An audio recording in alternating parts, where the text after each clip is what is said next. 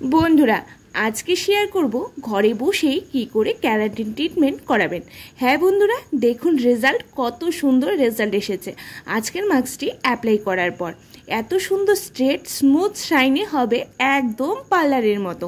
আপনার হেয়ারটা যতই খারাপ হোক না কেন, চুল অনেক বেশি ড্রাই হোক বা রাফ হয়ে যাক, আগা ফাটার সমস্যা রয়েছে বা অনেক বেশি জট লাগার সমস্যা, চুল আঁচড়ানোর সময় অনেক চুল ঝরে যায় বা চুলের মাঝখান থেকে ভেঙে যাচ্ছে, অনেক বেশি রুক্ষ শুষ্ক যাকে বলে, তেমনই যদি হয় আপনার হেয়ারটা, তাহলে কিন্তু অবশ্যই এই মাস্কটি অ্যাপ্লাই করুন।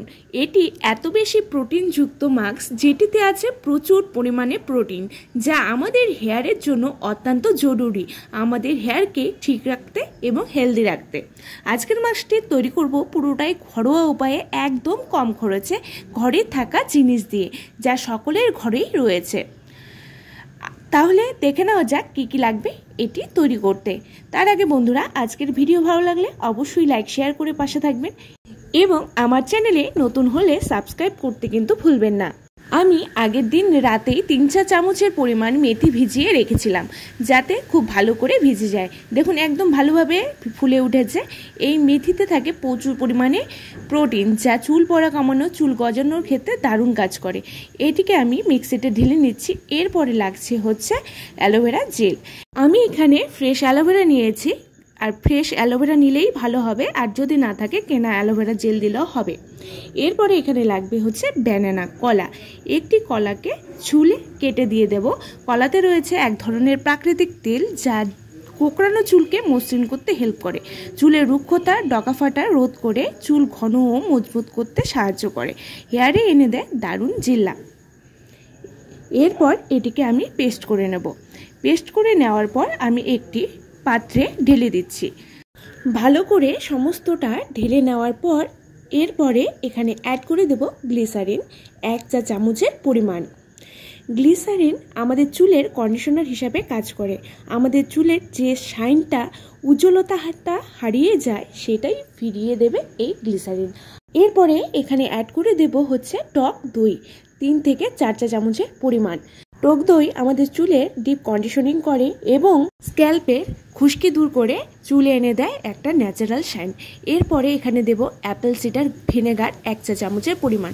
আমাদের গরমে ঘামে স্ক্যাল্পে যে তেল তেলে ভাব হয়ে যায়, সেটা নিয়ন্ত্রণ করবে, চুলের উজ্জ্বলতা বাড়াবে এবং চুলকে মোলায়েম রাখতে হেল্প করবে। এটি একটি প্রাকৃতিক কন্ডিশনার হিসাবে কাজ করে। এবারে আরেকটি জিনিস অ্যাড করতে হতো, তা হলো তেল। আপনাদের হেয়ারে যদি তেল দেওয়া থাকে ঠিক আছে, আর না হলে এতে অ্যাড করে দিতে হবে। আপনাদের পছন্দ মতন অয়েল অ্যাড করে দেবেন। আমি 1 ঘন্টা আগেই অয়েল দিয়েছি হেয়ারে, তাই অ্যাড করলাম না। এবারে সবগুলো উপাদান ভালো করে মিশিয়ে নিতে হবে, তারপরে রেডি হয়ে যাবে আমাদের এখানে হেয়ার মাস্কটি। একটু সময় নিয়ে মেশাবেন, যাতে সবগুলো উপাদান ভালো করে মিশে যায়। এবারে অ্যাপ্লাই করব আমার মেয়ের হেয়ারে। অনেকের প্রশ্ন এবং জিজ্ঞেস করেছেন মেয়ের হেয়ারে কি করে কেয়ার নিই, কী অ্যাপ্লাই করি, কি করে ন্যাচারালি এতটা স্ট্রেট। তাদের বলবো, আমি অনেক কিছু শেয়ার করেছি, আমার চ্যানেলে আছে, দেখবেন।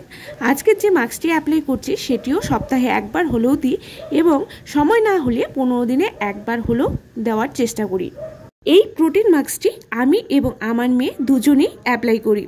আমি হলে সপ্তাহে 1 বার হলেও এই প্রোটিন মাস্কটি দেই। হেয়ারে আমাদের প্রচুর পরিমাণে দরকার হচ্ছে প্রোটিন, আর না হলে হেয়ারটা কিন্তু ড্রাই ড্যামেজ হয়ে যাবে। বন্ধুরা, প্রথমে চুলটিকে ভাগ করে নিয়ে তারপরে তালুতে দিন, সমস্ত গোড়ায় গোড়ায় দেবেন, যাতে এর গুডনেস সমস্ত চুলে ছড়িয়ে যায়। তারপর পুরো চুলে দিন আস্তে আস্তে, চুলের গোড়ায় ভালো করে দিতে হবে। আর হ্যাঁ, এটি অন্তত সপ্তাহে 1 বার হলেও করতে হবে। ক্যারাটিন মানেই কিন্তু চুলের প্রোটিন।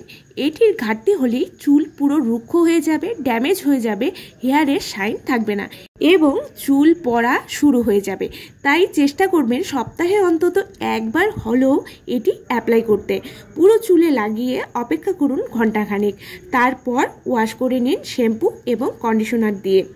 দেখতেই পাচ্ছেন আমি স্টেপ বাই স্টেপ দেখিয়ে দিয়েছি কিভাবে আমি এটি অ্যাপ্লাই করেছি। পুরো টেনে টেনে নিচের দিকে নামিয়ে দিতে হবে এবং চুলের আগা থেকে গোড়া পর্যন্ত সমস্তটাতেই মাস্কটি অ্যাপ্লাই করে দিবেন ভালো করে।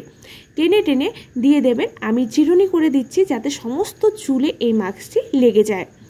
এরপরে আমি ঘন্টাখানেকের মতো অপেক্ষা করব। ঘন্টাখানেকের মতন অপেক্ষা করার পর আমি এটিকে ওয়াশ করে নেব, শ্যাম্পু করে নেব।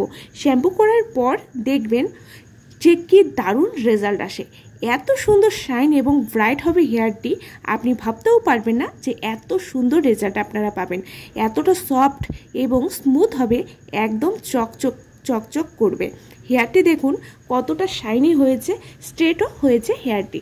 বন্ধুরা, আপনারাও যদি চান পার্লারের মতো ঘরোয়া উপাদান ব্যবহার করে চুলটিকে স্ট্রেট, স্মুথ এবং সিল্কি করতে, তাহলে কিন্তু অবশ্যই এই মাস্কটি অ্যাপ্লাই করতে হবে। বন্ধুরা, অবশ্যই ট্রাই করুন এবং আপনাদের ব্যবহার করে কেমন লেগেছে সেটা কিন্তু আমাকে কমেন্ট করে জানাতে ভুলবেন না। নমস্কার।